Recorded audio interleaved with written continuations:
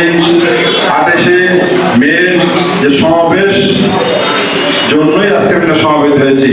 ঢাকার সমাবেশটা কিন্তু বেশি গুরুত্ব বহন করে, কারণ সারা বাংলাদেশের রাজনীতির মূল জায়গা হচ্ছে ঢাকা, আর ঢাকার বিভাগটা হচ্ছে মূল শক্তি। এইখানে প্রোগ্রাম যদি চট্টগ্রাম বা খুলনা বা বগুড়া থেকে কম হয় তাহলে কি ঠিক হবে? সেটা তার চেয়ে বেশি হতে হবে। 5ই আগস্টের আগে আমরা দৃশ্যমান শক্তির সাথে লড়াই করেছি। দৃশ্যমান শক্তি, একটা শক্তি ছিল, সেই শক্তির বিরুদ্ধে আমরা লড়াই করেছি এবং লড়াই করতে যে 700 নেতাকর্মী গুম হয়েছে, প্রায় 45 থেকে 50 লক্ষ নেতাকর্মীর বিরুদ্ধে মামলা হয়েছে।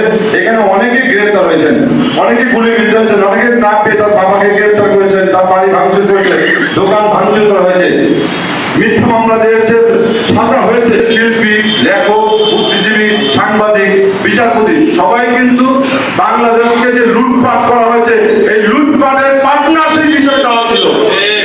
নির্বাচন চাইলেই মনে হয় যে আমরা অপরাধী। আমরা তো নির্বাচনের জন্যই কথা বলেছি, মৌলিক অধিকারের জন্য কথা বলছি, গণতন্ত্রের জন্য কথা বলছি। আমরা তো বলেছি গত 17 বছর একটা মেম্বার, চেয়ারম্যান, উপজেলা চেয়ারম্যান, পৌরসভার মেয়র, এমপি, প্রধানমন্ত্রী সব জায়গায়, মসজিদ কমিটি, স্কুল কমিটি সব নির্বাচন বাদ দিয়ে হয়েছে না? নির্বাচন তো আমার অধিকার। আপনি নির্বাচন চাইলেই তারা আমাদের অপরাধী মনে হয়। আমরা কি অপরাধ করেছি? এটা আমার মৌলিক অধিকার। আজকে বলে সংস্কার আগে, সংস্কার করেন 10 মাস তো হয়ে গেছে, সংস্কার কি হয়েছে কোনো?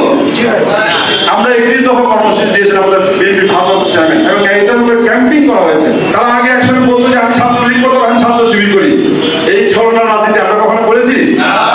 বাংলাদেশে আমাদের উপরে সর্বোচ্চ ইনস্ট্রুমেন্ট ব্যবহার করে আমাদেরকে নির্যাতনের, নিপীড়নের শেষ প্রান্ত নিয়ে গেছেন, যার জ্বলন্ত প্রমাণ আমাদের নেত্রী দেশনেত্রী বেগম খালেদা জিয়া মৃত্যুর সাথে পাঞ্জা লড়েছে। সবাই মনে করছেন তিনি যে কোনো সময় মারা যেতে পারেন। আজকে সেই নেত্রী তিনি কিন্তু মৃত্যুর শেষ প্রান্তে দাঁড়িয়ে কিন্তু আপোষ করেনি। আপোষ করেছেন?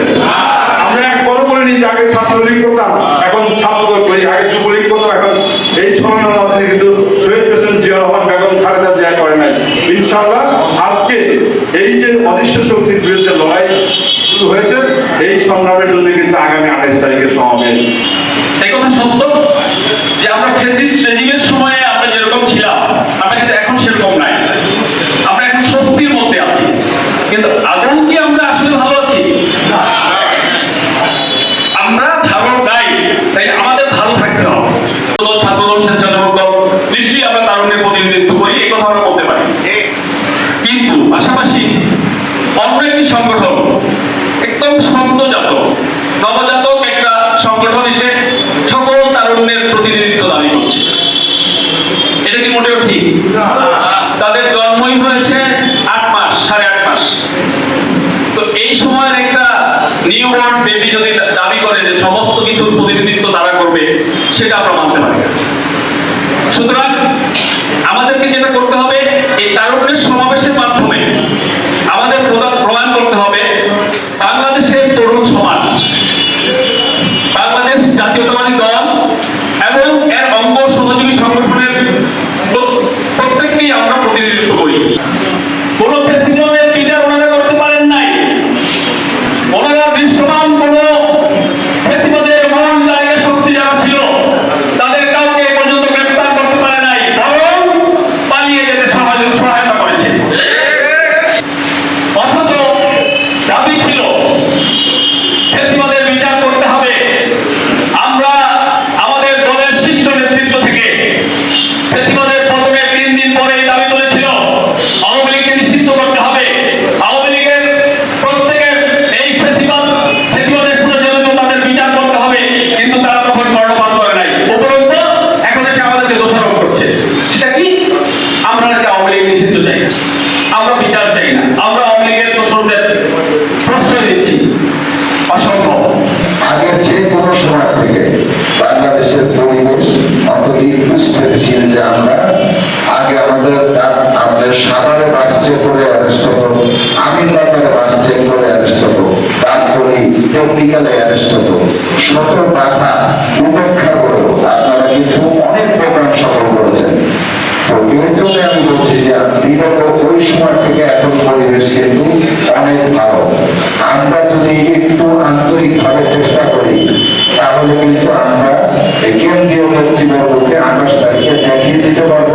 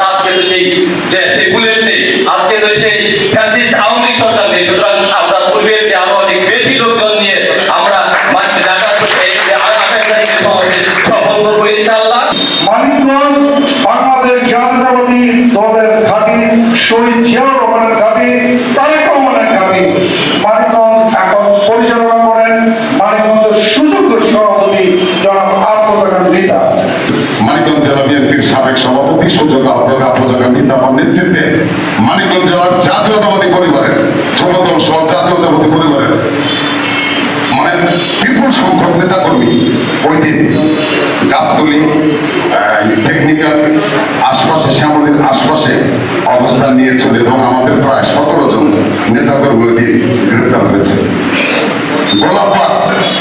গোলাপবাগের জাতীয়তাবাদী যুব দলের নেতৃত্ব যখন আমাদের বললো গোলাপবাগ যেতে হবে, আমরা আমাদের প্রান্তীয় নেতা আফরোজা খান মিতাফার কাছে বললাম, আফরোজা খান মিতাফা 10 দিন আগে কয়েক হাজার যুব দলের নেতাকর্মীকে উনি সেই গোলাপবাগে পাঠিয়েছেন।